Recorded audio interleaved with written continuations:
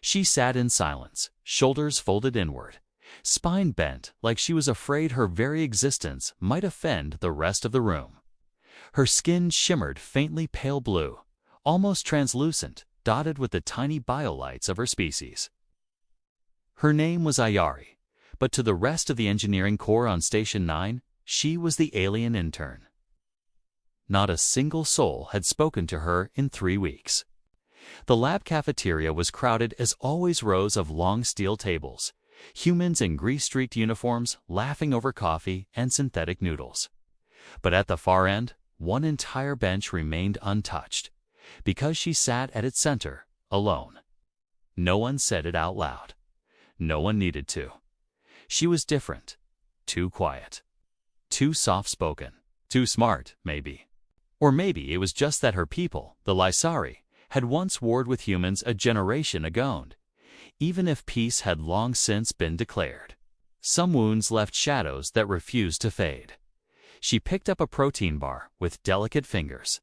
She hadn't even unwrapped it when a voice broke the quiet. Seat taken. Ayari turned sharply. Standing beside her was a tall human. His uniform bore the orange stripe badge. Chief Systems Engineer. That alone was enough to earn respect from every crew member here. But he didn't wait for her reply. He just sat, without ceremony, without a word of explanation.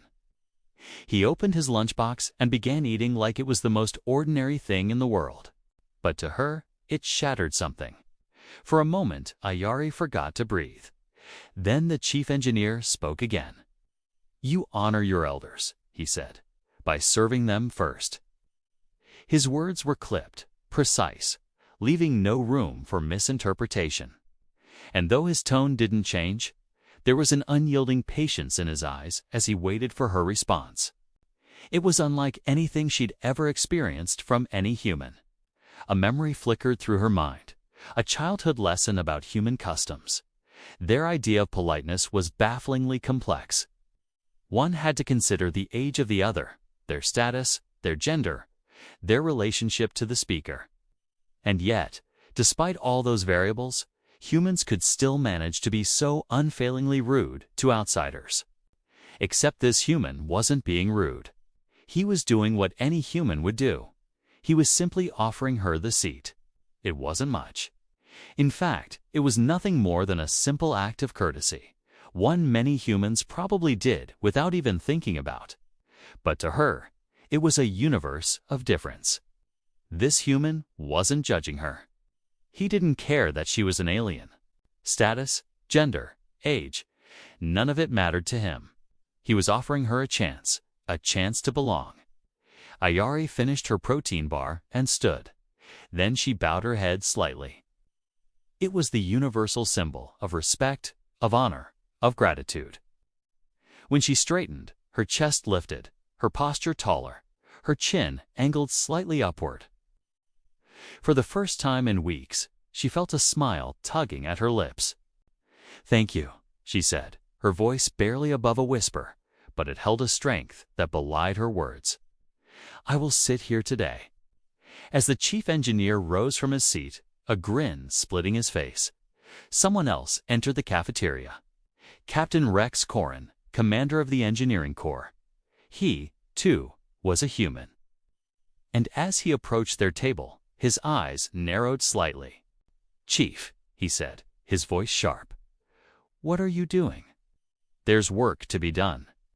"We have 5 minutes before our shift, sir," the chief replied, already moving toward the door. 5 minutes is 5 minutes, Corrin snapped. But as he passed by Ari, their eyes met, and something in his rigid posture relaxed fractionally. He didn't acknowledge her, didn't have to. She knew who he was. She'd heard stories about the legendary Captain Corrin, the hero of the Exodus fleet, the savior of the human race. But she'd also seen his record, the cold, hard facts of his service, the number of lives saved, the ships rescued under his command. He didn't tolerate incompetence, prejudice, or negligence. In short, he was exactly the kind of human she wanted to serve with. When the bell rang, signaling the end of their break, The chief engineer reached for his box and slung it over his shoulder. "Come with me," he said to Ayari. "There are a few things I want to show you." He didn't wait for her to answer. Instead, he turned and strode away, leaving Corin standing behind them, a ghost of a smile on his lips. The silence between them stretched like a taut wire. Ayari stared at the human beside her, unsure if she should speak or stay silent. His presence alone was thunder in the stillness. No one had ever sat beside her. Not here, not anywhere on this station. He didn't even glance at her. Just chewed slowly, methodically, eyes on his tablet as if reviewing schematics. Steam from his meal drifted across the table and curled near her protein bar. She swallowed hard. "Why did you sit here?" she asked softly, her voice like wind chimes underwater. Lee kept chewing. "Then, because I was hungry," Ayari blinked. Another pause. He took a sip of his coffee, then looked at her for the first time, really looked. Not at her species or her skin or the scars of a Lasari past, but her. Tired, brilliant, alone. "I'm Cole," he said. She whispered Ayari. "Yeah, I know." It shouldn't have meant anything, just words. But she felt it like gravity had shifted a few degrees in her favor. Across the room, someone snorted. Two humans exchanged glances, not subtle. One muttered under his breath, just loud enough. Guess the chief's slumming it with the starfish.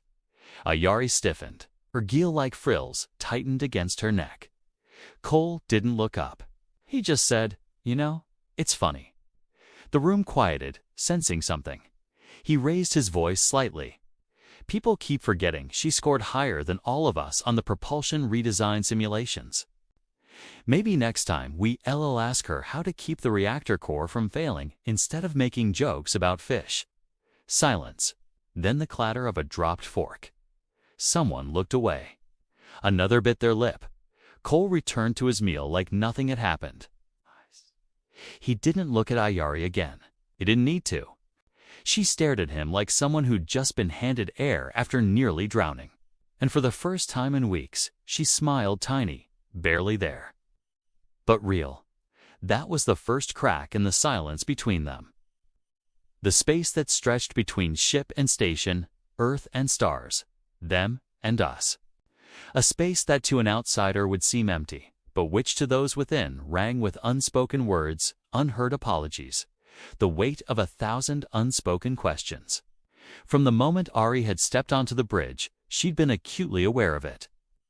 The crew of the Endurance were an enigma wrapped in a mystery inside an enigma. Their captain was a cipher, a man who spoke so little he could be counted on one hand. A man whose presence commanded respect and challenged her own competence. When he'd turned to her during the briefing, his eyes boring into hers, she'd felt as though he were stripping away layers not just of her carefully constructed facade, but of everything she convinced herself of since leaving her home.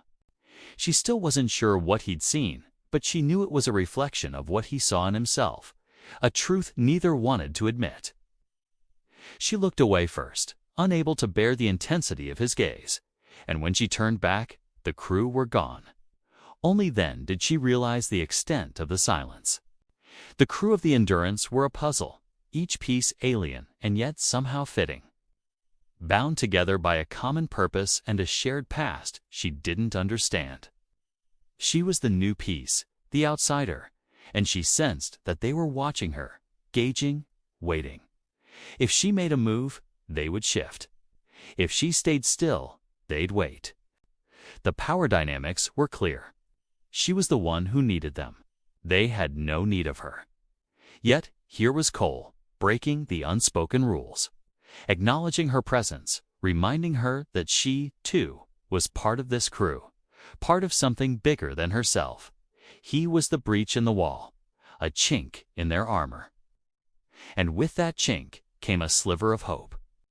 Hope that maybe, just maybe, she could be more than the sum of her scars, more than the expectations of her people, more than the life she'd been forced to leave behind. Hope that maybe here, among these stars, she could be something real. For the first time since arriving at the station, Arya felt a sense of belonging, a feeling that sent a shiver down her spine and a warmth to her chest. It was a dangerous feeling, one she hadn't allowed herself to feel in a long time. She dared to trust that in this vast emptiness, she wasn't truly alone. So does anyone else want to know what happens next? Because I do. Do we get more Cole and Ayari moments? Yes, we do. So let's keep going. By the next day, the seat beside Ayari was no longer radioactive. No one rushed to sit there, but they no longer avoided her like plague mist either. A few nodded in passing. One human cadet even asked her a technical question in the lift. She gave a precise answer in 3 seconds flat. He nodded, cool, and walked off. She stood there stunned for 10 full seconds. Later, after the shift, Ayari stayed late in the diagnostics bay, hands deep inside a tangled web of filament and neural threads, repairing a drone relay that had short-circuited during yesterday's plasma stress test. The others had logged out hours ago, except Cole. He sat nearby, legs crossed, watching a simulation render on his screen. "You should sleep," Ayari said, without looking up. "I should. But then I'd miss watching you fix that mess without blowing up the floor." She tilted her head, amused. "I have only blown up a section once." Cole smirked. "That's one more time than me." "Respect," Ayari hesitated. The glow from her tools lit up her eyes like twin moons. "I didn't think humans respected failure." "We don't," he said. "But we respect learning from it, especially if it involves creative explosions." A beat of silence passed between them, then a shared laugh, quiet and soft. Her voice didn't tremble this time. His laughter wasn't forced. Then she asked, "Why did you help me?" He looked at her, expression unreadable. "Because no one helped me when I was new." She looked up. Cole's eyes darkened as he stared past her into memory. "First time I got assigned off-world, I was younger than you. Everyone treated me like I was going to break the station in half. Took me 6 months to be seen as more than a walking hazard." He leaned forward, voice softer now. You're not a hazard. You're a miracle walking on glass. I just figured someone ought to notice." Ayari blinked, her throat tightened. No one had ever said something like that to her, not even on her homeworld. And in that sterile white lab, surrounded by glowing wires and humming systems, something invisible and human and warm passed between them. Not words, not protocols, just ... understanding. I love these two so much. I can't. We still don't know how they're feeling about each other, but I am here for this slow burn. Also, shout out to the artist who drew this amazing piece of art for the cover of this book. Definitely go check out their art because they are an amazing artist. And since we have some time before the next scene, let's take a moment to catch up with some characters we haven't seen in a while. We find Naomi and Finn in a crowded spaceport bar, the kind of place filled with all types of off-worlders looking for a good time. Naomi sits perched on a stool, nursing a drink while Finn leans against the counter, hands in his pockets. The place is loud. There's music, chatter, clinking glasses. A group of jaded mercenaries in the corner are arguing over a game of sob. 2 women at the bar laugh, their voices tinkling like stars. They're dressed to the nines, makeup and jewels glittering under the dim lights. On a screen above the bar, news plays silently, flickering images of a solar flare, an asteroid strike, a protest on Luna. "It's been a cycle," Finn says quietly. "What?" Naomi asks, without turning around. "Nothing. I just said it's been a cycle." He takes a swig of his drink. "How long has it been?" She doesn't answer. She stares into the swirling amber liquid in her glass, lost in thought. It has been a long time since she left the safety of the Citadel behind. Almost a year. Hard to believe that it was almost a standard year since she made the jump into the unknown. She remembers that day clearly. The adrenaline rush of leaving the Citadel, The open road stretching before them, endless possibilities. She and Finn, barely 18 and full of fire, ready to take on the galaxy. They had dreams, plans, ambitions. They were going to make a difference. They were going to change things. Now, here she is, stuck in a dingy bar on some backwater planet, drinking herself to sleep. Where did it all go wrong, she asks herself. What happened to their dreams, their hopes? Was it worth it? The question hangs in the air between them, unspoken, but understood. Naomi finally turns around. She looks at Finn, really looks at him for the first time in a long time. In the flickering light, she sees the weariness in his eyes, the shadows under them, the lines on his face.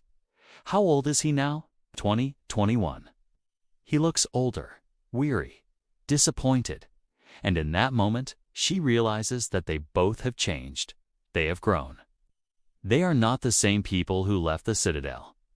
They are not the same people who dreamed of making a difference. They are not the same people who fell in love under the stars. This story is part of a larger narrative that I'm calling the Scattered Stars Initiative. Each book is a standalone story with a complete plot and here. But they are linked together by the characters and their overlapping stories. This particular book is a spin-off from another book in the series where we met Cole and Arai for the first time. If you've already started your journey through the Scattered Stars, then welcome back. If you're just starting out, then let me invite you to come along. Pick up the first book in the series, The Stars Are Our Only Witness, and dive right in. Or start here with this book and work your way backwards. Either way, I hope you enjoy the ride. Hey there. So I think this story does a really good job of showing the difference between competence and confidence. And there's some great opportunities to talk about both of those things in the story. So when we meet Ari, she's competent but unconfident. We know that she's competent because she knows what needs to be done to save the day. But she's very unsure of herself, which is why she doesn't speak up. She lets other people take charge, even though she's the only one who knows what needs to happen. And then we have this guy, Reeves, and he is confident, but he's not competent. He thinks that he knows what needs to be done, but he's wrong. And he thinks that he's in charge, but he's really not. So let's talk about those two characters first and how they interact with each other. So I really love that this story starts with action. We get to see Ayari's competence right away. Like we know that she's capable, that she can handle herself. There's a lot of action going on here. She's moving quickly. We can see that she's focused, that she's got a plan. So it immediately establishes that she's competent. But then there's a little bit of hesitation, right? When she gets to the big main console, she stops. She sees all these people who are more senior than her. They know more about the ship than her. And so she hesitates. And then Reeves says something to her. And of course, we don't get to hear what he says. But it's obvious from her response that he doubts her abilities, that he doesn't think that she belongs. And that makes her doubt herself a little bit. And so, now she's hesitant. She's like, okay, well, maybe I don't belong here. Maybe I shouldn't try to help.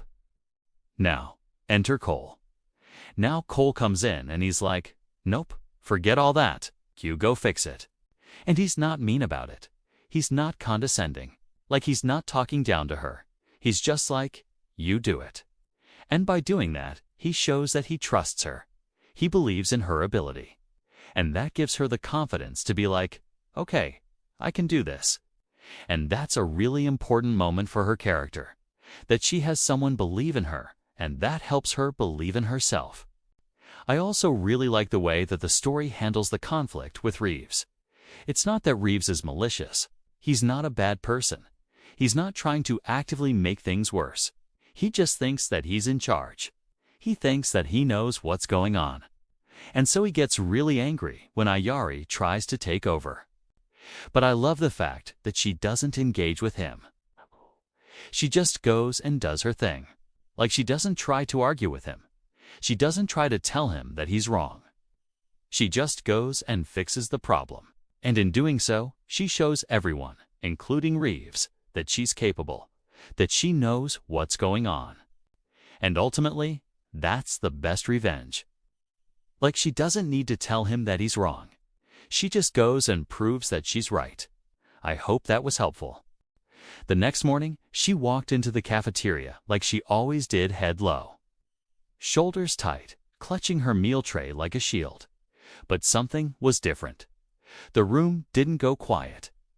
It didn't shift away. It shifted toward her. People glanced up, but not with suspicion. Some nodded. One or two gave a soft smile.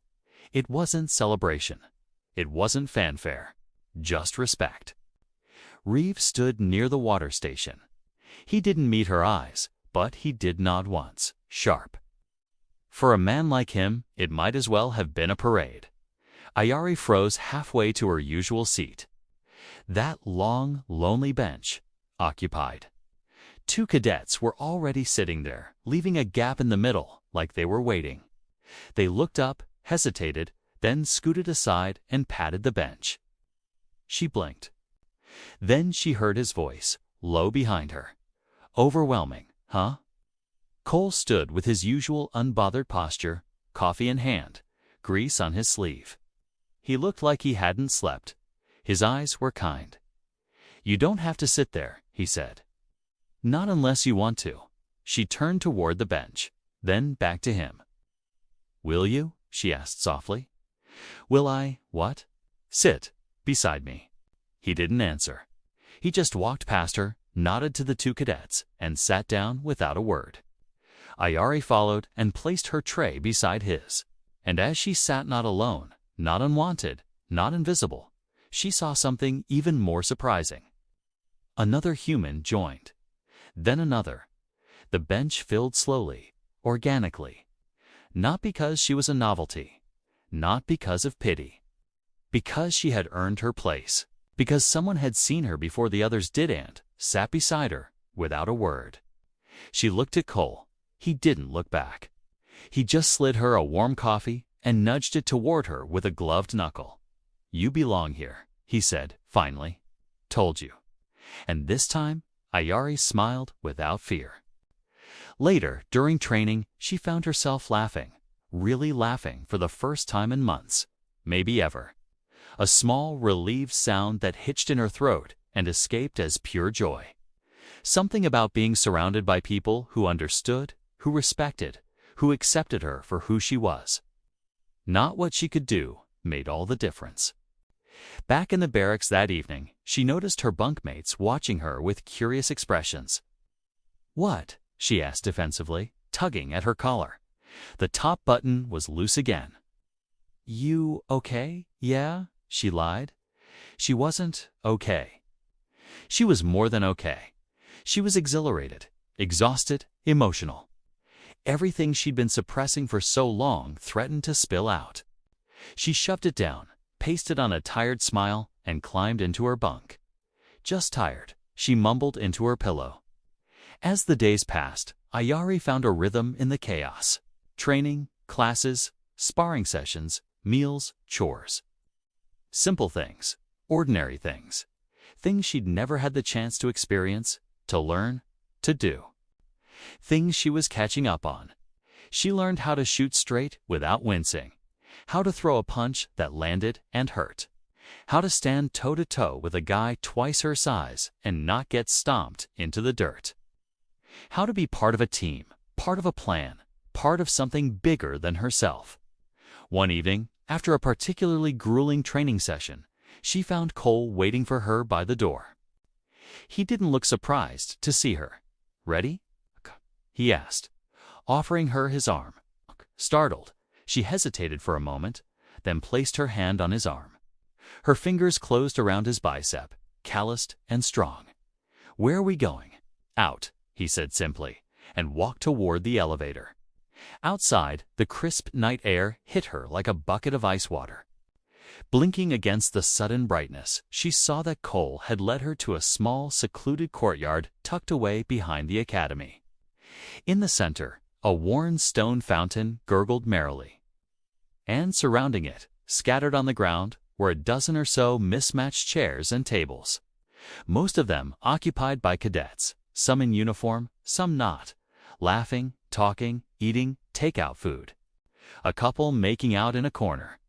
Others just staring into their drinks, lost in thought. Music drifted through the open window of a nearby building, bouncing off the high walls and settling into the quiet space. Cole gestured to an empty table, one with a flickering candle in its center. "Have a seat," he said. Ayari did, her back stiff with unfamiliar relaxation. It was nice. It was comfortable. It was almost normal.